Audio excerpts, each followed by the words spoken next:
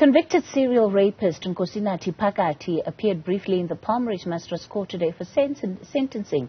Proceedings were halted due to an outstanding psychological report. Phakathi was found guilty of multiple counts of rape, sexual assault and kidnapping. Some of the cases dating as far back as 2012, with some of his victims as young as 9 years old. Now, questions have been raised as to how he was able to carry out these crimes for so long. Dr Giada del Fabro is a forensic and clinical psychologist.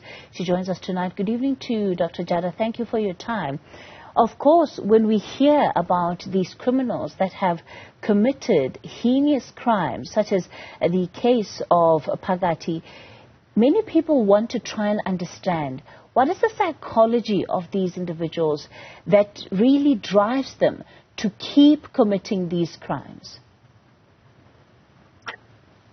So it's complicated and obviously depends on each individual, because what we find is even within a serial rapist, there are different subcategories or typologies, and for different individuals there'll be a different thrill that they obtain in the commission of the offence.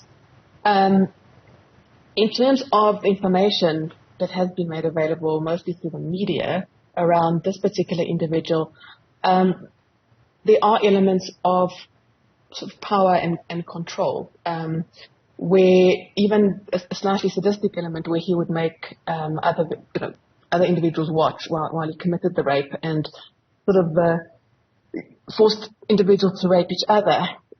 So with this type of individual, there was a lot of sort of power and status associated with committing the rapes, and he almost wanted that reinforced by having an audience in some cases.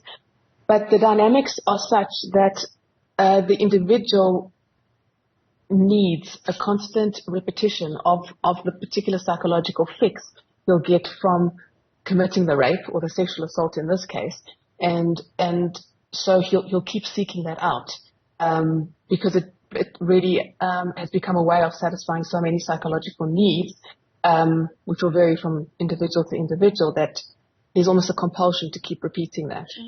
What is the role that a psychological report plays in a case of this nature?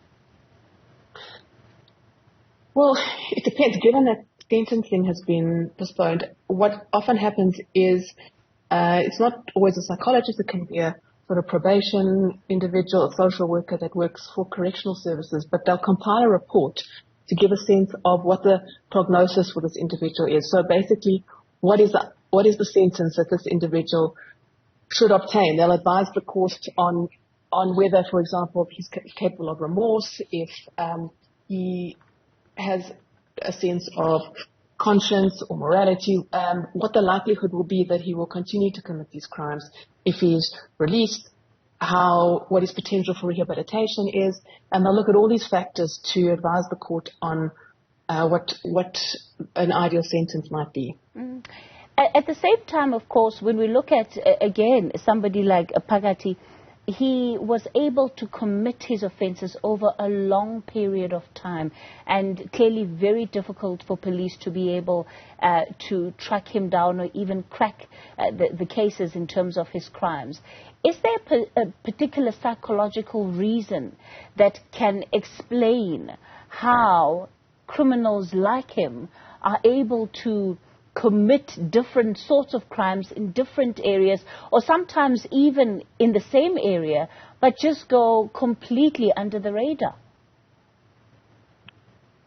So it's a combination of factors. So individuals what you find with serial rapists and serial murderers is they will refine their methodology often. So, for example, let's hypothesize, because it's pretty speculative at this point. But let's say, for example, his first offense was committed, he thought about it, he fantasized about it, these individuals build that up in their mind. It's not, when it's happening repetitively like this, it's not a spontaneous action that happens. So he'll take his chance, and then he'll look and see what worked, what didn't work. So, for example, he might have tried with a more vulnerable victim first off, so someone that was younger, a minor, that may have been less able to resist. And then we can see there were incidences where he actually went into people's houses. So he'd obviously refined his methodology to look at see what are the risk factors, how does he minimize risk of being caught, etc. So they sophisticate or evolve their methodology.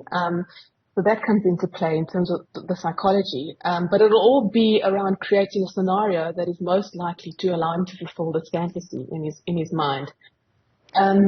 What we also find is that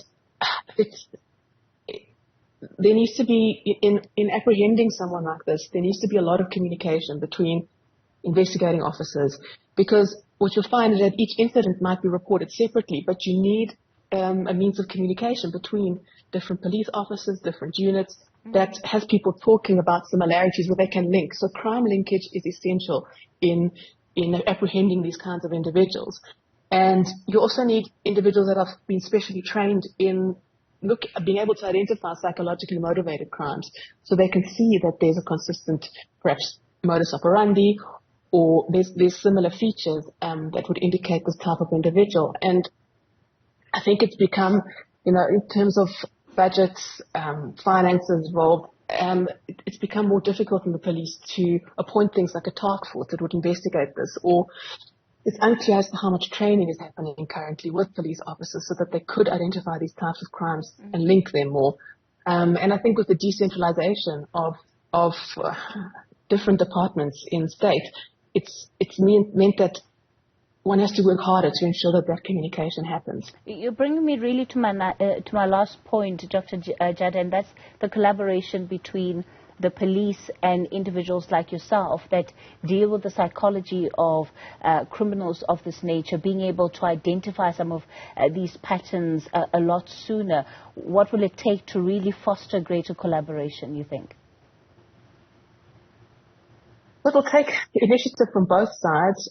What we do find also is that the research that's happening on this field, specifically locally in South Africa, it's not happening as extensively as what we would like, to have a better understanding of the local context and the local demographics of these kinds of crimes in South Africa.